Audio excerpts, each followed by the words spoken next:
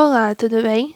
Para essa questão, nós temos aqui uma roda gigante, né? E conforme ela vai passando pelo ponto mais baixo, pelo ponto mais alto, a gente tem aí algumas forças que vão estar atuando e a gente vai poder analisar elas. Na pessoa aqui dentro dessa cadeira, né, da roda gigante, vão estar atuando duas forças: a força peso, que é uma força própria gravitacional, né, de atração com a Terra, vai estar sempre vertical para baixo. E a força normal, que é a força de reação que a cadeira faz na pessoa, tá? É assim, ó, a pessoa, ela comprime a cadeira. E a partir dessa compressão surge a força normal. A força normal, ela não é operação-reação da força peso, ela é uma força independente que surge da compressão, né, que a gente faz sobre uma superfície. Por exemplo, se eu tenho aqui, né, os meus dois dedos se encostando, aí aqui, ó, eu tenho bem pouca força normal, que eles estão mal se encostando. Daí, quando eu pego e comprimo, ó, eu estou comprimindo, esse dedo está comprimindo o dedão. E daí, com essa força de compressão que eu estou fazendo sobre o dedão, existe uma força de reação, que é a força que o dedão faz sobre esse dedo, que é o que a gente chama de força normal, tá? Então, por exemplo, quando você está andando no chão, a normal é a força de reação que o chão exerce sobre você, e assim por adiante, tá? Então, aqui, força de reação da cadeira sobre a pessoa, força normal, tá bem? Então, vamos analisar.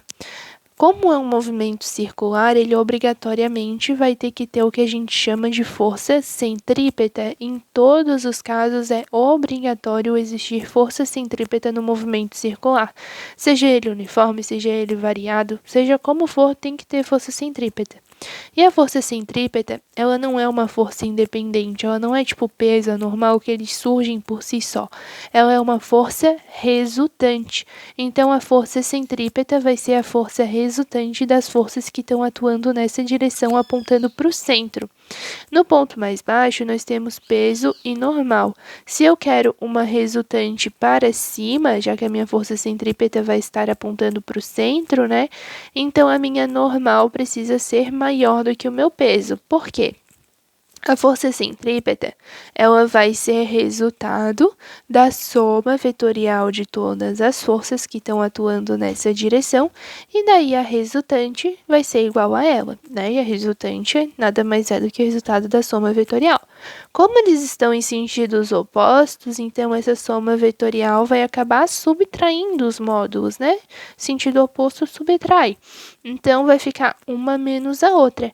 Se eu preciso que a força centrípeta esteja para cima, então a minha normal tem que ser maior do que a minha peso, para que quando a gente faz a subtração, sobre um pouquinho ali, né, no sentido da força normal, para cima.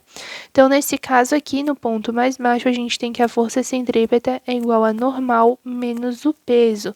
E como eu quero ali depois, né, a diferença das forças de reação, a gente já isola a força de reação.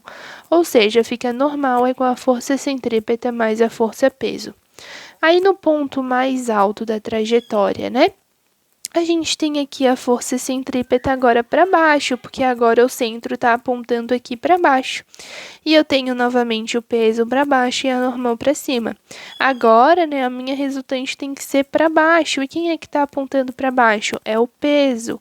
Então, quando a gente for fazer a subtração, né, dos valores por causa da soma vetorial, então o meu peso tem que ser maior do que a minha normal para que possa gerar uma resultante no sentido da peso. Logo, a minha força centrípeta vai ser igual a peso menos a normal, e a normal fica igual ao peso menos a força centrípeta. Como é um movimento circular uniforme, então a velocidade é constante. Como a força centrípeta é dada por mv² sobre r, se a velocidade é constante, o valor dela também é constante. Então, o valor dela aqui em cima e aqui embaixo será o mesmo, tá? Daí, quando a gente vem aqui, faz a diferença, ó. A diferença é a normal no ponto mais baixo e a normal no ponto mais alto. A normal no ponto mais baixo, a gente viu ali, é força centrípeta mais peso. menos a normal no ponto mais alto, que é peso menos força centrípeta. Aí faz o joguinho de sinal, fica menos e aqui fica mais. Então fica peso menos peso, que acaba se anulando, e força centrípeta mais força centrípeta dá 2 vezes a força centrípeta. Como eu falei aqui, a força centrípeta é mv² sobre r, então é só substituir.